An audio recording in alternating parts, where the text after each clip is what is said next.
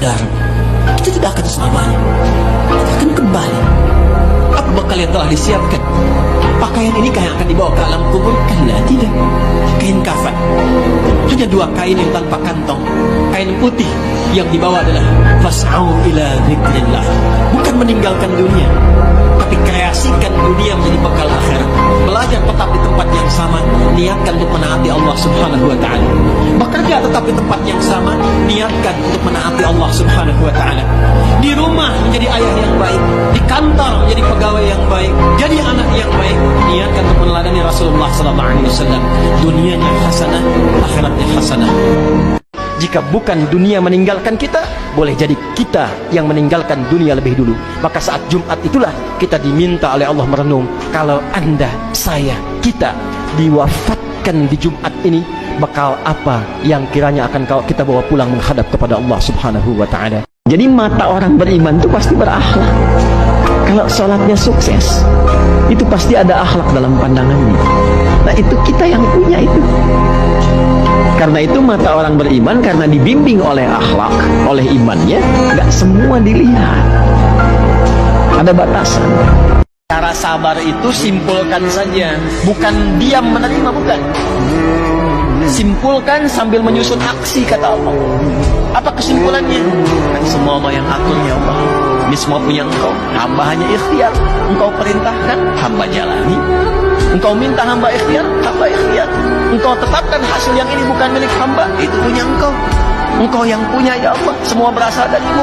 Tapi Engkau pasti merencanakan yang terbaik untuk orang yang bisa melahirkan kesimpulan seperti itu saat dia diuji. Maka lihat ayat 157-nya. Ulaika alaihim salawatum mir rabbihim wa rahmah. Suasana emosional seorang ibu karena aktif anaknya, kemudian dia akan respon, itu menjadi doa. Ingat baik-baik itu. Karena itu semarah apapun, arahkan marah itu pada kalimat positif. Karena anak itu belum dihisap. Dia belum dihisap. Ya, ibunya sudah dihisap. Masa yang dihisap marah kepada yang tidak dihisap? Anak itu kan berbuat demikian di luar batas kesadarannya, dan dia belum dihisap. Ya, Allah Subhanahu wa ta'ala ingin memberikan pesan yang dalam. Seseorang disebut takwa tidak hanya dia bagus secara ibadah spiritualnya. Catat kalimat ini. Seseorang disebut baik takwanya kepada Allah tidak hanya dinilai dengan bagus ibadah ritualnya. Salatnya 5 waktu terjaga, bagus, bagian dari takwa. Karena salat dibuka dengan kalimat takwa. Dzalikal kitabu la raiba fihi hudal lil muttaqin. Siapa orang takwa di sini? Alladzina yu'minuna bil ghaibi wa yuqimunas shalah. Rajin puasanya, bagus, bagian dari takwa. Karena ayat puasa pun ditutup dengan kalimat takwa. La'allakum tattaqun.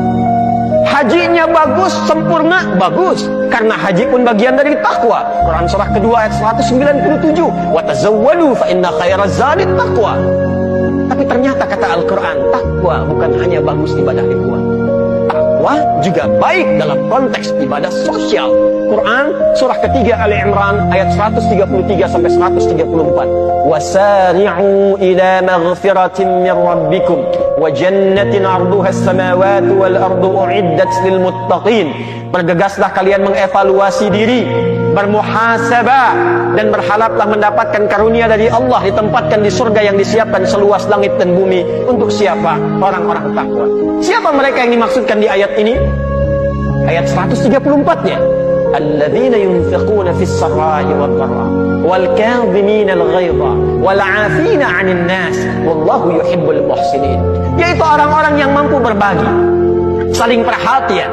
Wal kadhimina al ghaidha, sanggup menahan amarah. Diprovokasi dia tenang merespon. Dia melihat peluang untuk menyambung silaturahim, alih-alih kemudian menguatkan perpecahan. Wal 'afina 'anil nas, dia memilih untuk memaafkan, mencari solusi yang terbaik, alih-alih memperdalam. Wallahu yuhibbul muhsinin, sungguh Allah mencintai orang-orang yang berbuat baik itu. Orang beriman itu siap menghadapi kematian, harus yakin, karena mati kapan aja. Masa nggak siap? Harus siap. Kalau masih ada rasa takut, berarti ada 2: tercantol dengan dunia terlampau tinggi, atau maksiat yang belum ditaubati.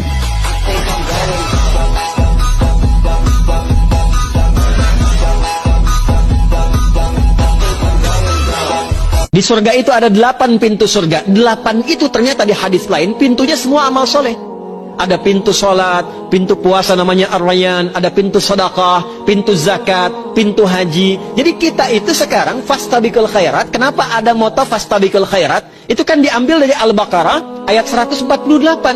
Siapa yang pengen memburu surga, buru di amalannya. Mungkin gak semuanya bisa dikerjakan. Kalau tidak semuanya, ambil salah satu yang paling disukai, konsisten di situ.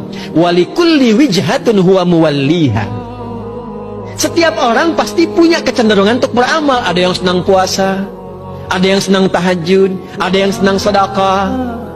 Fastabiqul khairat, silahkan berburu, berlomba untuk mengerjakan apa yang disenangi itu. Itulah pintu surganya.